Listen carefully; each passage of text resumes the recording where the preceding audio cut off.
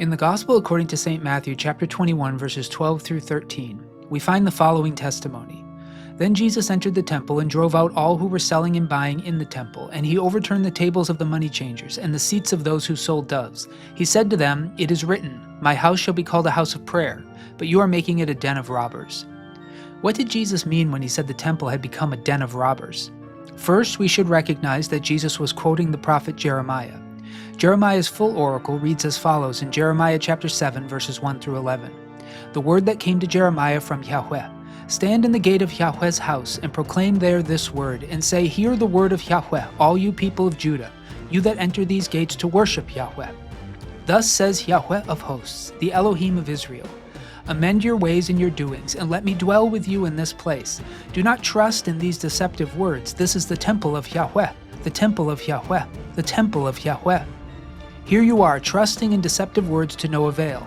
Will you steal, murder, commit adultery, swear falsely, make offerings to Baal, and go after other Elohim that you have not known, and then come and stand before me in this house, which is called by my name, and say, 'We are safe,' only to go on doing all these abominations? Has this house, which is called by my name, become a den of robbers in your sight? You know, I too am watching, says Yahweh." The Hebrew word translated into English as den is me'arah, which refers to a cave, especially one that's used for refuge. A den is not where robbers do their thieving. A den, or me'arah, is where robbers hide from authorities.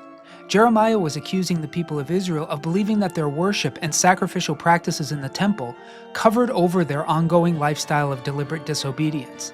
Jesus was making the same accusation.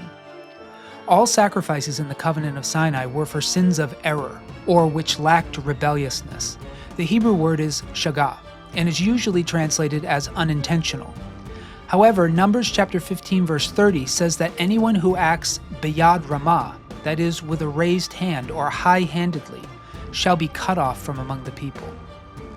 The New Testament writer of the Epistle to the Hebrews reiterated this teaching in Hebrews chapter 10 verses 26 through 27 as follows. "For if we willfully persist in sin after having received the knowledge of the truth, there no longer remains a sacrifice for sins, but a fearful prospect of judgment and a fury of fire that will consume the adversaries." What did Jesus mean by den of robbers? Jesus meant that his contemporaries believed that God would forgive even ongoing rebellious sin if they followed the right ritual procedures.